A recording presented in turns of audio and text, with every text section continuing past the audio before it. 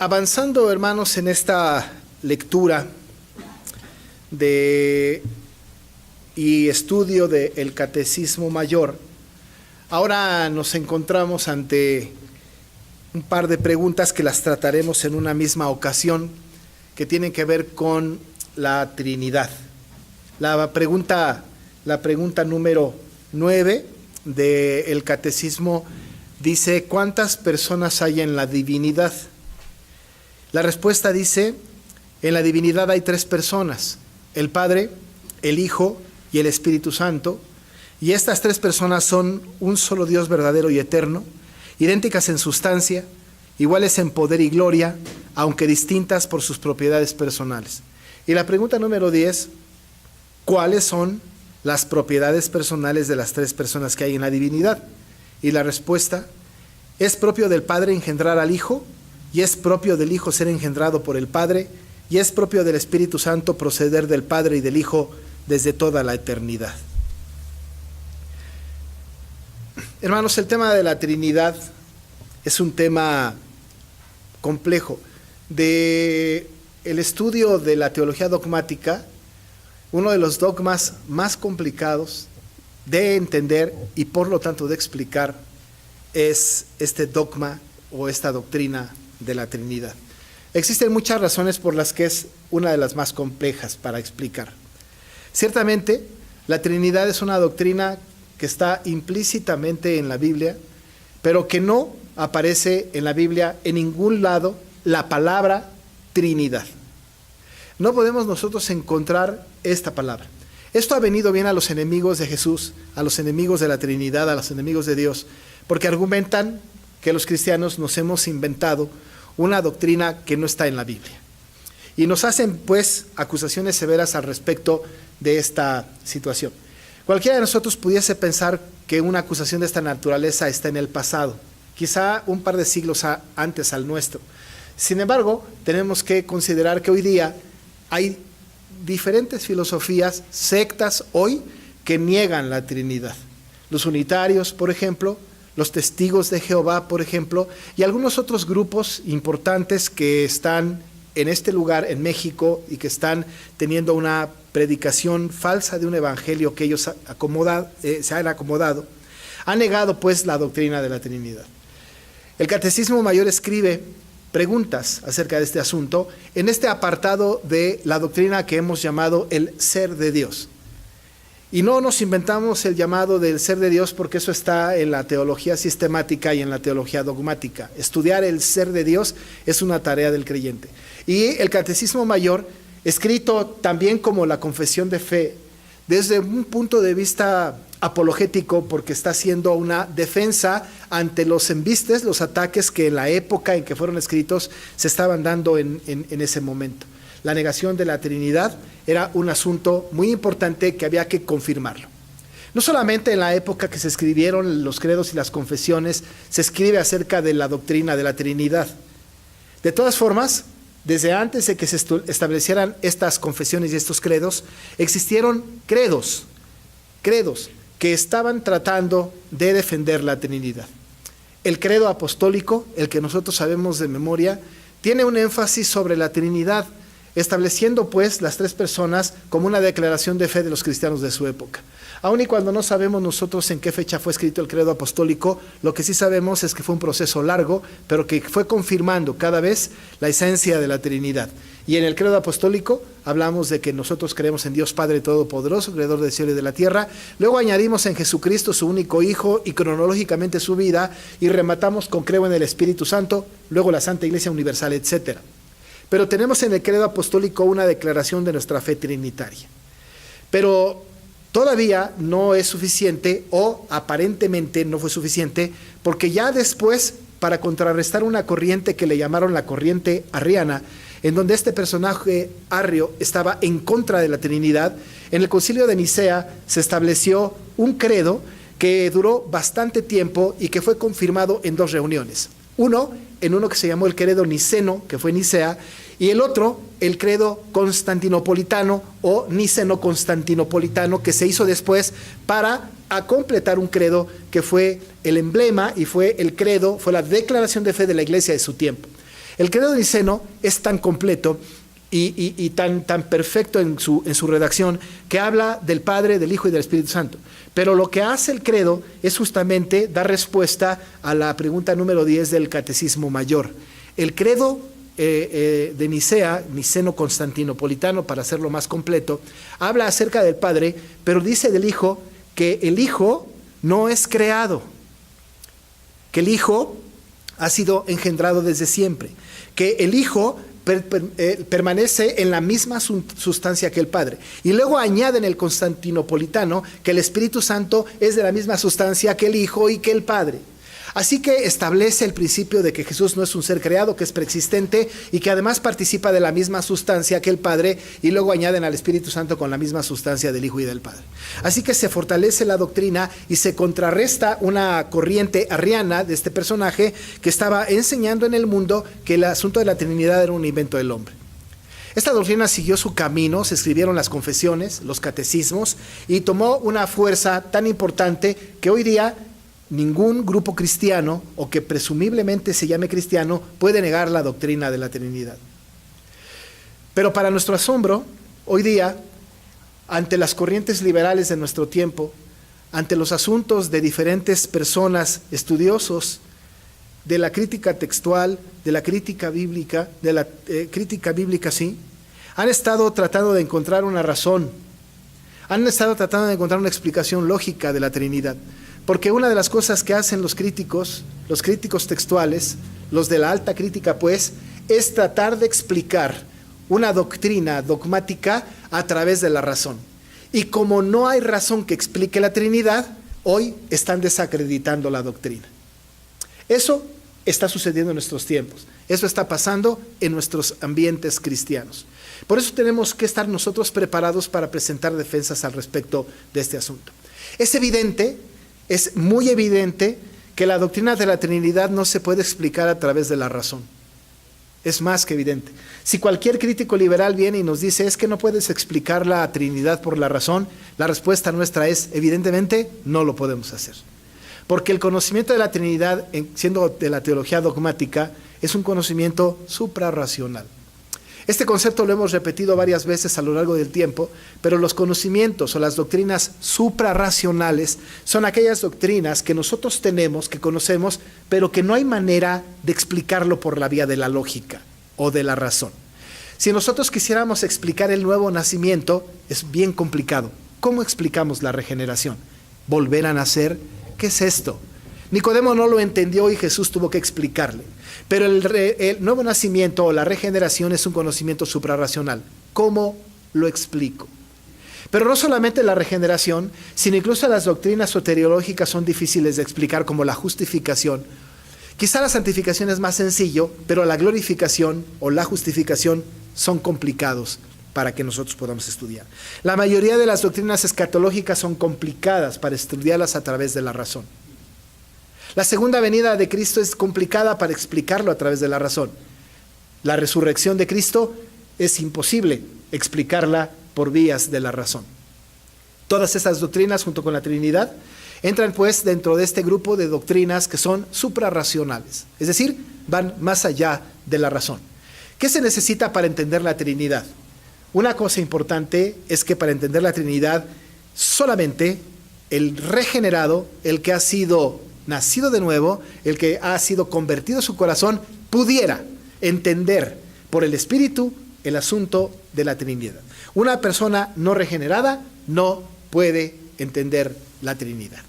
Para que nosotros podamos entender la Trinidad, debemos de ser personas que hemos sido salvadas por el Señor.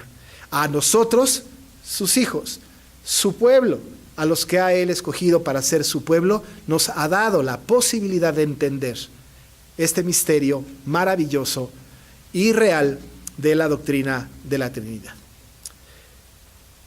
¿Pero en qué consiste esta doctrina? Aun y cuando nosotros sabemos la doctrina y ninguno de los que estamos aquí la negamos, quizás sería suficiente con que yo me parara aquí y les dijera, hermanos, la Trinidad está conformada de Dios Padre, Dios Hijo y Dios Espíritu Santo. Vamos a orar, terminamos el sermón y nos vamos. Eso sería como suficiente. Sin embargo, vale la pena que podamos hacer un pequeño análisis muy corto acerca del sustento bíblico que tiene la Trinidad. Porque si bien es cierto que no está escrito la palabra Trinidad, lo que sí es cierto es que ahí, en la Escritura, está la Trinidad activa.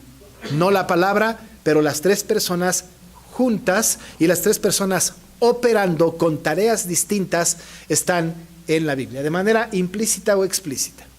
De manera implícita, nosotros tenemos a la Trinidad desde el principio de la creación, cuando Dios dijo y escribió Moisés: hagamos al hombre a nuestra imagen y semejanza. A partir de ahí hay un visto importante de un Dios plural. No muchos dioses, no una reunión de dioses. No hubo en la eternidad pasada una reunión de muchos dioses, como si fuera la idea griega, ¿no?, del Olimpo, en donde se juntan dioses para determinar. No. Era este único Dios que había establecido la creación o había definido la creación, pero que en esa presencia del Elohim, en esta presencia del Dios plural, está contenido el Padre, el Hijo y el Espíritu Santo. Moisés escribió esta porción, pero Moisés también escribió Deuteronomio 6:4. Y ya estudiamos la vez pasada que Moisés, cuando escribió esto por mandato de Dios inspirado por el Espíritu Santo, ha establecido lo que ya nosotros leímos como la Shema, si ustedes se acuerdan.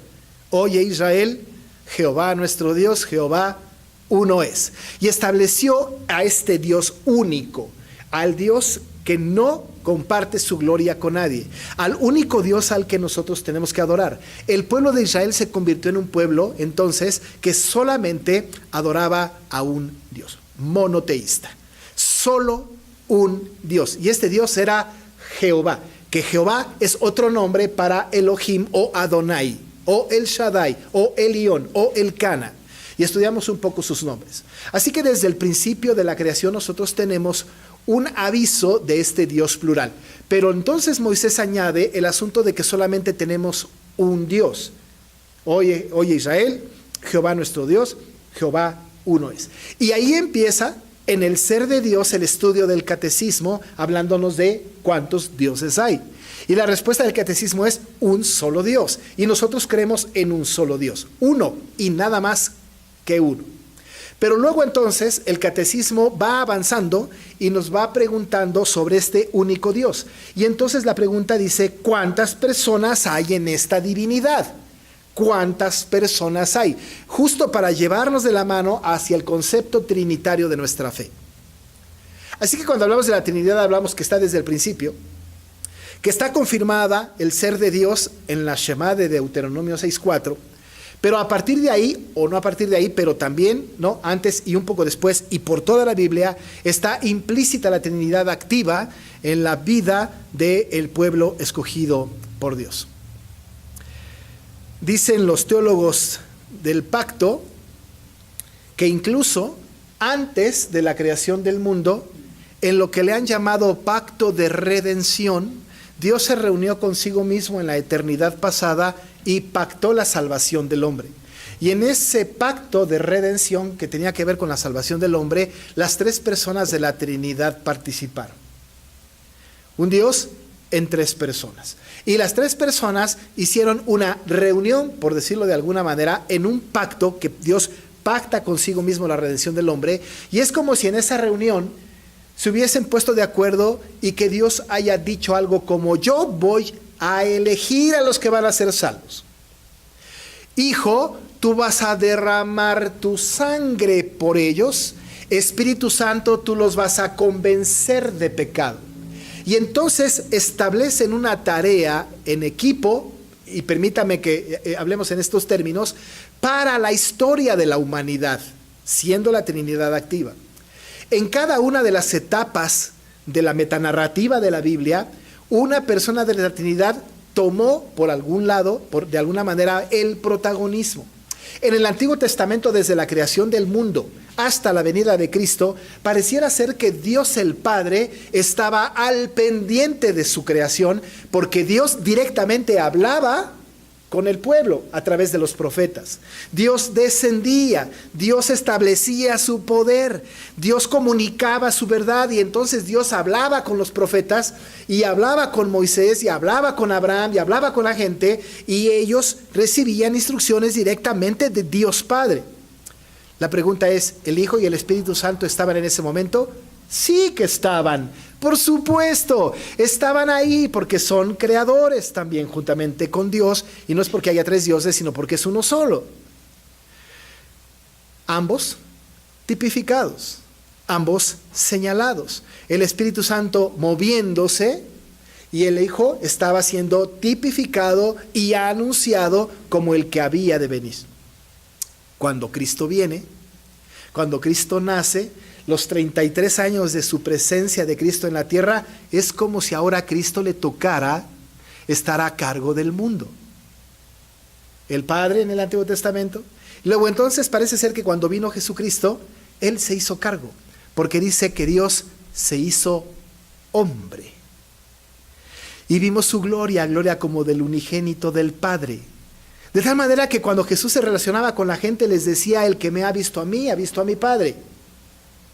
El Padre y yo, uno somos.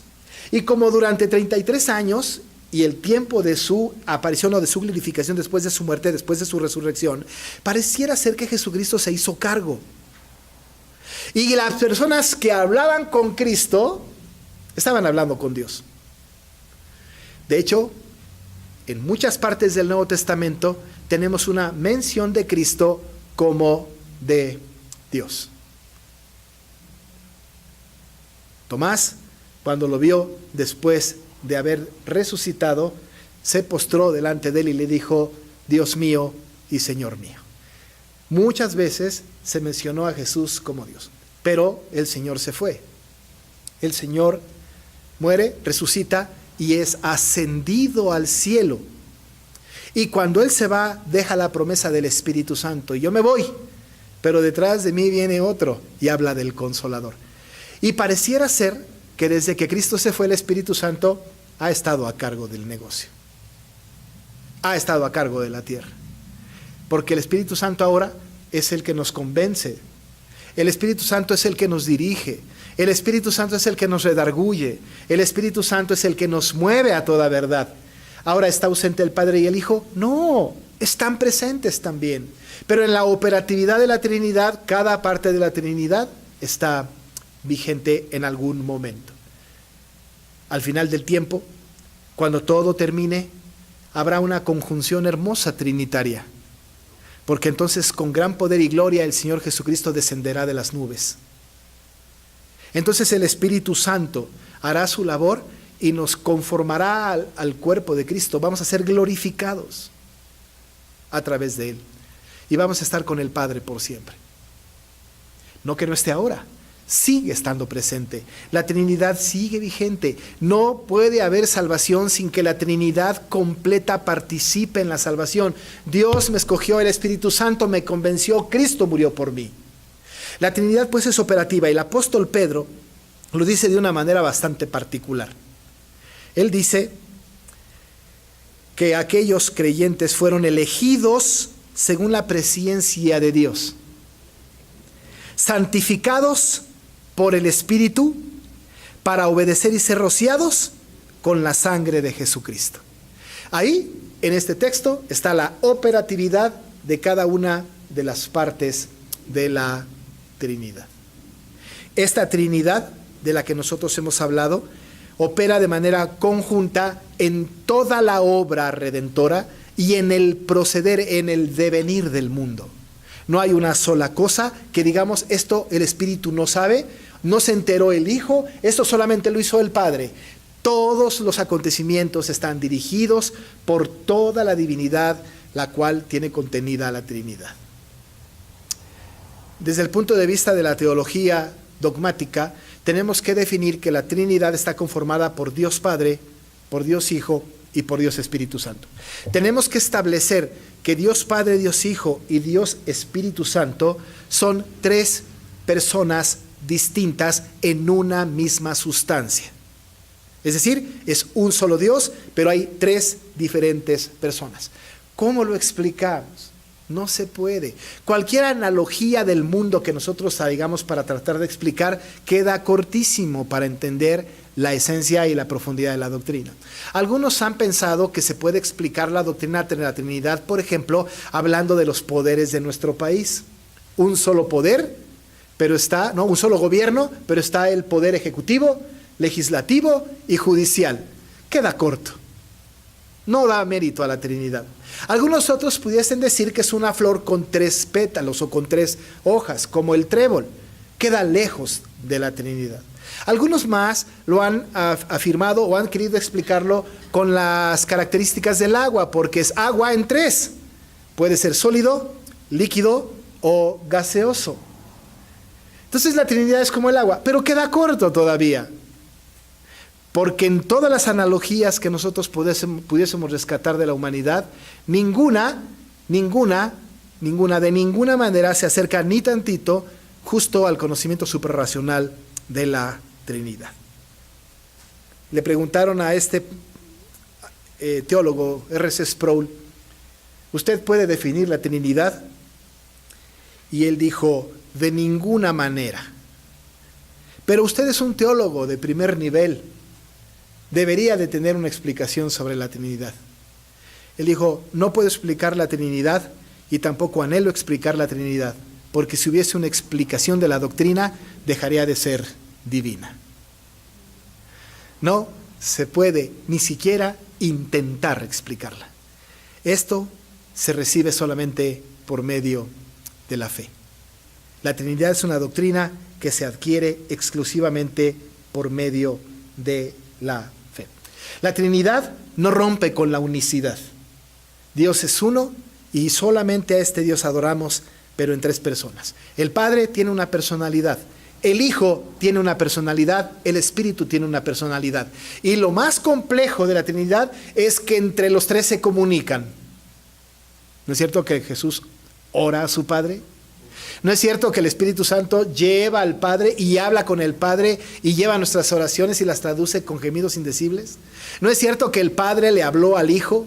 ¿No es cierto que el Padre le llama al Espíritu Santo? Hay interacción entre la Trinidad y es una interacción perfecta, plena y divina. No hay posibilidad de que entre ellos haya una discusión porque es un solo Dios.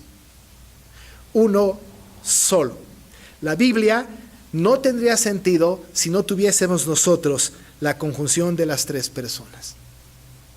Cuando Jesús vino, las 3 personas de la Trinidad estuvieron presentes para entregar al mundo a Jesucristo en su ministerio. Cuando fue bautizado en el Jordán, el Señor Jesucristo, el Hijo, estaba siendo bautizado. El Padre estaba diciendo, este es mi Hijo amado en quien tengo complacencia, y el Espíritu Santo en forma de paloma descendió sobre Jesús. Estaba avalando el ministerio de Dios Hijo. Y su ministerio empezó, y su ministerio terminó, pero la Trinidad nunca dejó de existir. Hoy día el Padre sigue vigente, el Hijo sigue vigente, el Espíritu Santo sigue vigente. Si nosotros no creyéramos en la Trinidad, no pudiésemos creer en un Dios pleno, soberano y único. La doctrina de la Trinidad es la doctrina que establece nuestra fe y que define nuestra creencia. Juntamente con la Trinidad, en esta doctrina maravillosa de la Trinidad está puesta nuestra fe. Si la Trinidad no existiera, si no existiera Dios en 3 personas, nosotros estaríamos jugando a ser iglesia. Pero por la Trinidad, doctrinas como esta, o la resurrección, nuestra fe tiene sentido. Así que lo que podemos decir de la Trinidad y lo escueto que tiene el catecismo mayor acerca de esta Trinidad es hablar de este Dios trino, de una misma sustancia, pero con el mismo poder y gloria. Vamos a orar. Señor, qué difícil es esta doctrina. La manejamos con mucha frecuencia. Incluso cuando oramos al Padre, esperando que el Espíritu Santo lleve nuestra oración ante tu presencia, y lo hacemos en el nombre del Hijo. Porque así has pedido que sea. No entendemos, Dios. Pero esa es una cosa que no nos has revelado. Lo que nos has querido revelar está en tu palabra. Y creemos que hay un Dios trino. Por eso adoramos al Padre, al Hijo y al Espíritu Santo. Y estamos seguros que nuestra salvación se debió a ti, Señor, en 3 personas. Padre, que nuestra fe no decaiga y que sostengamos toda nuestra vida que existes en 3 personas y que por tu obra maravillosa tú nos escogiste, el Espíritu Santo nos santificó y el Hijo roció su sangre sobre nosotros. Gracias, Padre, por esto. Te alabamos y bendecimos en el nombre de Jesús. Amén.